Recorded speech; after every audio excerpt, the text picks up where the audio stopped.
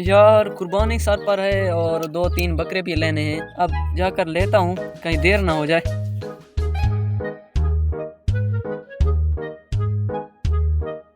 अरे क्या करूँ, बकरे तो ले आया हूँ कुर्बानी के लिए। अब बहुत गर्मी है, इनको जाकर नहलाता हूँ ताकि इनके जिस्म में जो गर्मी है वो मर सके।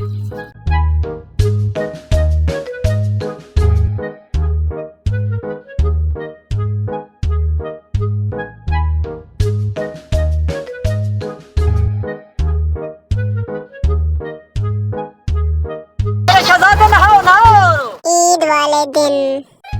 अरे ईद की नमाज तो पढ़ आया हूँ, अब जाकर अपने बकरे ज़िबा करता हूँ। आज कुर्बानी भी है और हमारे पास इतने पैसे भी नहीं है कि हम कुर्बानी का जानवर खरीद सकें। सरदार के पास जाता हूँ, शायद वो कुछ गोश्त दे दे।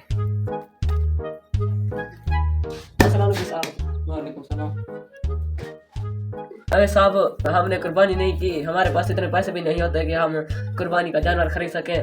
मैंने सोचा कि कुछ आप गोश्त दे देंगे।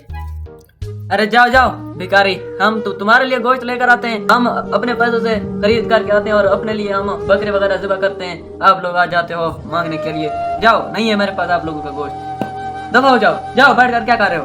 अच्छा ठीक है साहब, मैं जा रहा हूँ। अरे भाई रुको, क्या हुआ है, क्यों रो रहे हो?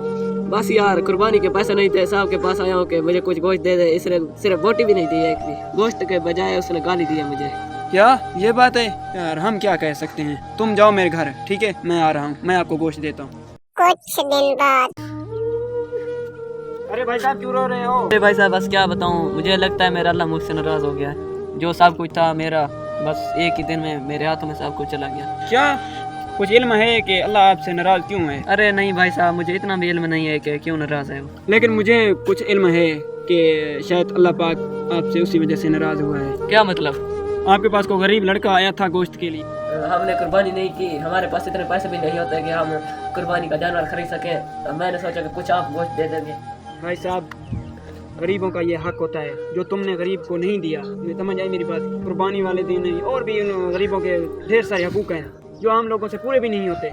लिहाजा कोशिश किया करें, जो पूरे कर सकें वो पूरे किया करें। अपने दर पे आए हुए गरीब आदमी को खाली हाथ नहीं भेजना चाहिए यार। मेरी बात आपको शायद समझ आ गई होगी। अरे ठीक है भाई साहब, मैं आपकी बात समझ गया हूँ। इंशाल्लाह आइंदा मैं गरीबों का ख्याल रखूंगा। ठीक है भाई साहब।